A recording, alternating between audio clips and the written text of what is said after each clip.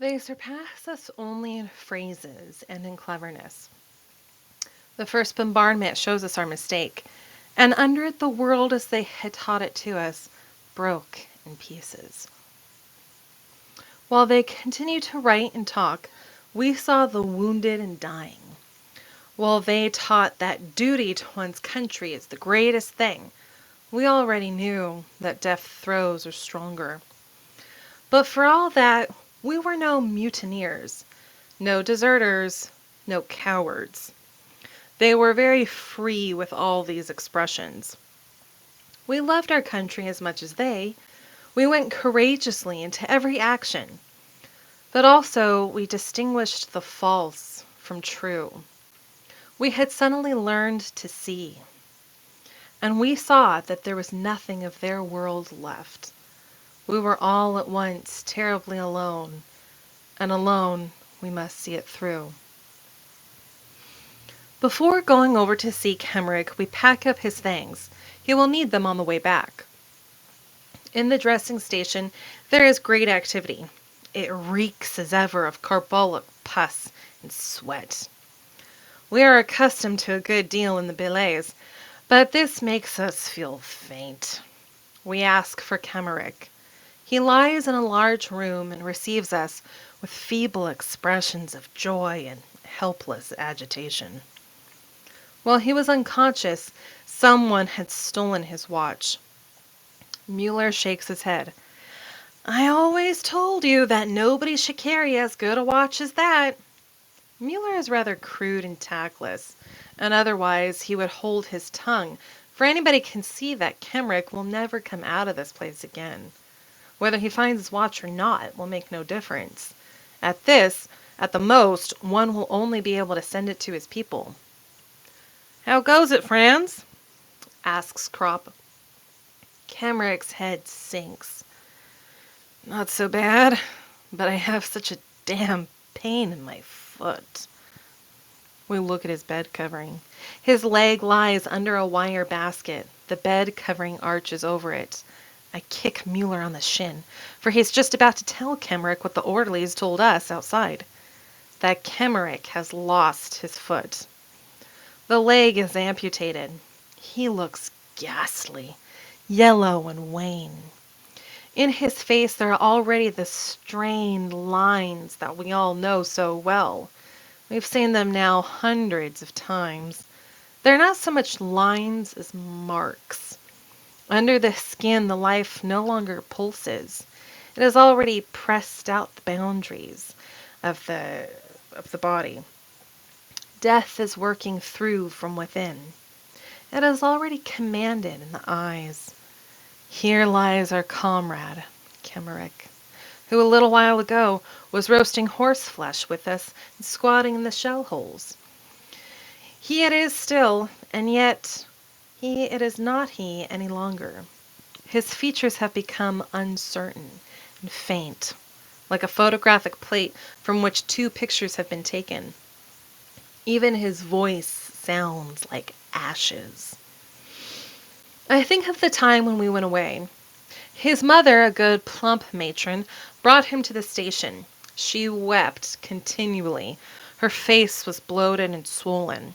Kenrick felt embarrassed, for she was the least composed of all. She simply dissolved into fat and water.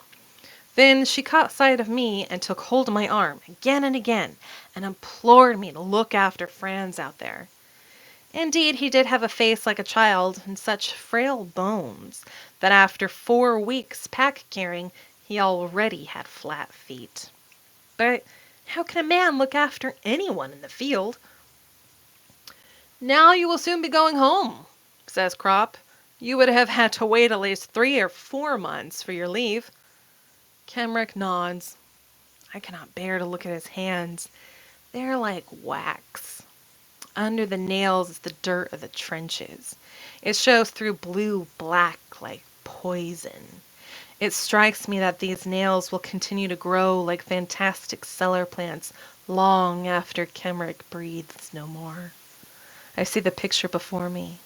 They twist themselves into corkscrews and grow, and with them the hair on the decaying skull, Just like grass in a good soil. Just like grass. How can it be possible? Mueller leans over. We've brought your things, Franz.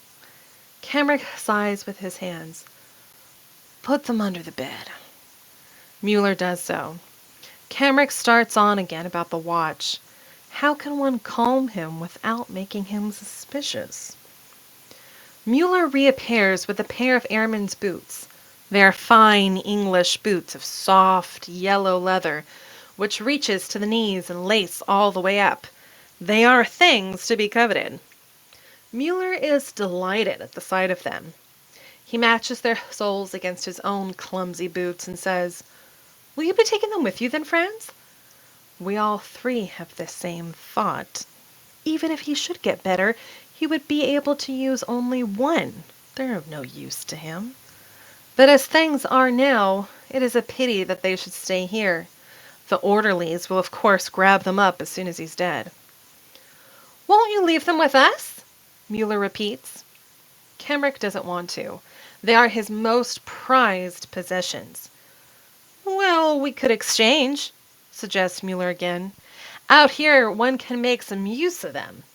Still, Camric is not to be moved. I tread on Mueller's foot. Reluctantly, he puts the fine boots back under the bed. We talk a little more and then take our leave.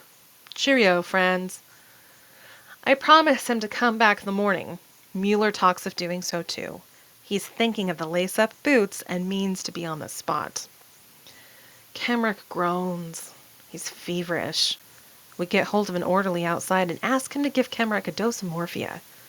He refuses. If we were to give morphia to everyone, we would have to have tubs full. You only attend to officers properly, says Kropp viciously. I hastily intervene and give him a cigarette. He takes it. Are you usually allowed to give it then? I ask. He's annoyed. If you don't think so, then why do you ask? I press a few more cigarettes into his hand. Do us the favor. Well, all right, he says. Kropp goes in with him. He doesn't trust him and wants to see. We wait outside. Mueller returns to the subject of the boots.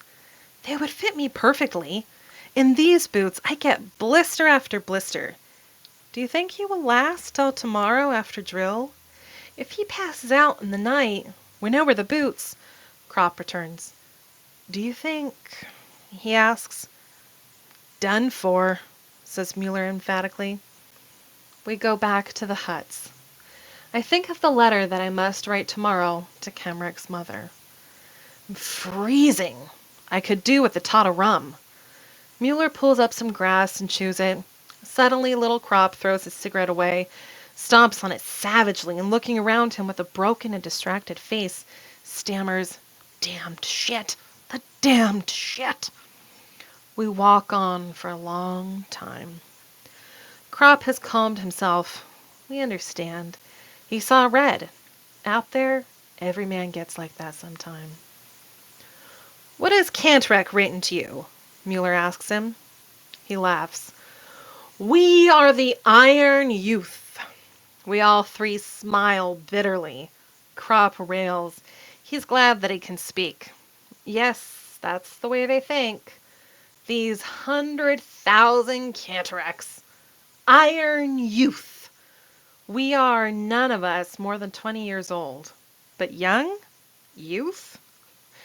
That is long ago. We're old folk. Chapter 2.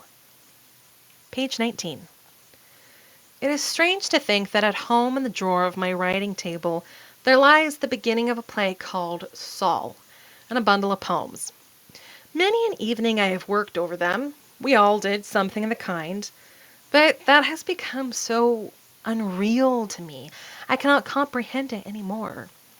Our early life is cut off from the moment we came here, and that without our lifting a hand. We often try to look back on it to find an explanation, but never quite succeed. For us young men of 20, everything is extraordinarily vague. For Kropp, Mueller, Lear, and for me, For all of us whom Cantrick calls the Iron Youth, all the older men are linked up with their previous life. They have wives, children, occupations, and interests.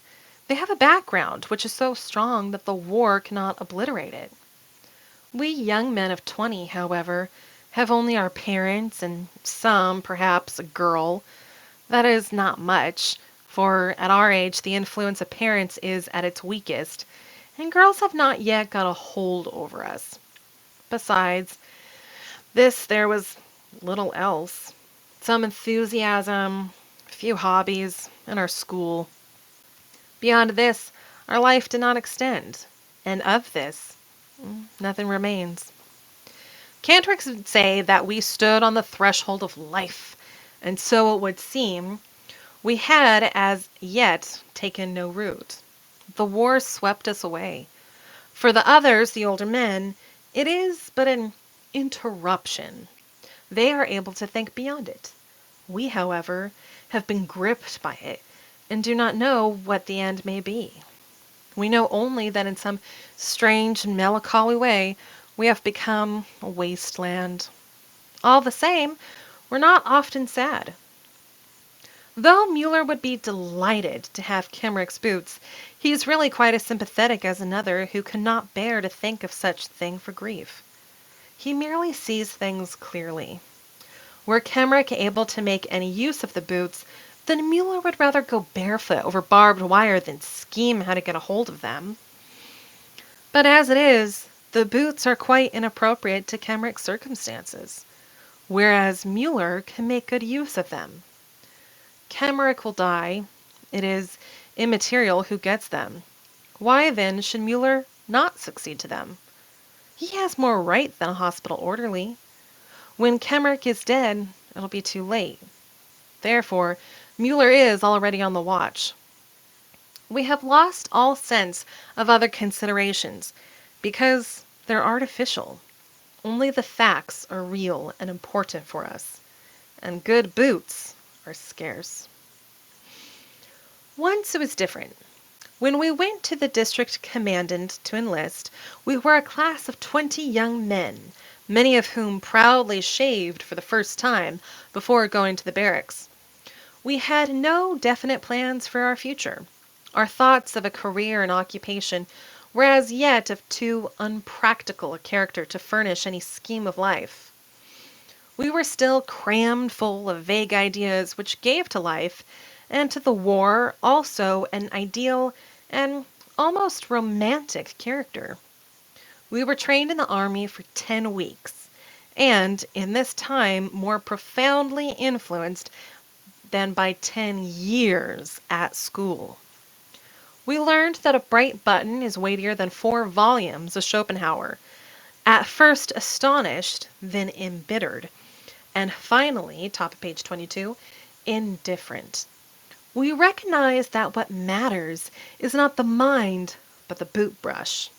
Not the intelligence, but the system. Not freedom, but drill. We became soldiers with eagerness and enthusiasm. But they have done everything to knock that out of us. In 3 weeks, it was no longer incomprehensible to us that a braided postman should have more authority over us than had formerly our parents, our teachers, and the whole gamut of culture from Plato to Goethe. With our young, awakened eyes, we saw that the classical conception of the fatherland held by our teachers resolved itself here into a renunciation of personality, such as one would not ask of the meanest servants. Salutes, springing to attention, parade marches, presenting arms, right wheel, left wheel, click in the heels, insults, and 1,000 pettifogging details. We had fancied our task would be different, only to find we were to be trained for heroism as though we were circus ponies. But we soon accustomed ourselves to it. We learned, in fact, that some of these things were necessary, but the rest merely show. Soldiers have a fine nose for such distinctions. By 3 and 4s, our class was scattered over the platoons amongst Frisian fishermen, peasants, and laborers with whom we soon made friends. Kropp, Mueller, Kemmerich, and I went to number 9 platoon under Corporal Himmeltoss. He had the reputation of being the strictest disciplinarian in the camp, and was proud of it. He was a small, undersized fellow with a foxy, waxed mustache, who had seen 12 years' service and was a civil life postman. He had a special dislike of Kropp, Jaden, Westus, and me, because he sensed a quiet defiance. I had remade his bet 14 times in one morning. Each time he had some fault to find and pulled it to pieces. I have needed a pair of prehistoric boots that were as hard as iron for 20 hours, with intervals, of course, until they became as soft as butter, and not even Himmeltoss could find any more to do to them. Under his orders, I have scrubbed out the corporal's mess with a toothbrush. Kropp and I were given the job of clearing the barrack square of snow with the hand broom and a dustpan, and we would have gone on till we were frozen, had not a lieutenant accidentally appeared who sent us off and hauled Himmeltoss over the coals. But the only result of this was to make Himmeltoss hate us more. For 6 weeks consecutively, I did guard every Sunday and was hut orderly for the same length of time.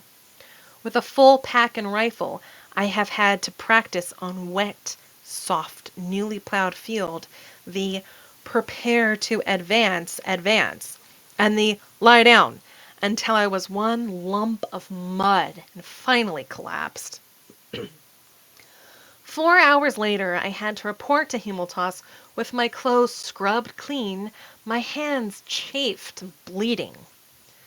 Together with Kropp, Westus, and Jaden, I have stood at attention in a hard frost without gloves for a quarter of an hour at a stretch, while Himmeltoss watched for the slightest movement of our bare fingers on the steel barrel of the rifle. I have run 8 times from the top floor of the barracks down to the courtyard in my shirt at 2 o'clock in the morning because my drawers projected 3 inches beyond the edge of the stool on which they had to stack all one's things. Alongside me ran the corporal, Himmeltoss, and trod on my bare toes. At bayonet practice, I had constantly to fight with Himmeltoss. I with a heavy iron weapon, whilst he had a handy wooden one, with which he easily struck my arms till they were black and blue. Once, indeed, I became so infuriated that I ran at him blindly and gave him a mighty jab in the stomach and knocked him down. When he reported me, the company commander laughed at him and told him he ought to keep his eyes open. He understood Himmeltoss and apparently was not displeased at his discomfiture. I became a past master on the parallel bars and excelled at physical jerks. We have trembled at the mere sound of his voice, but his runaway post horse never got the better of us.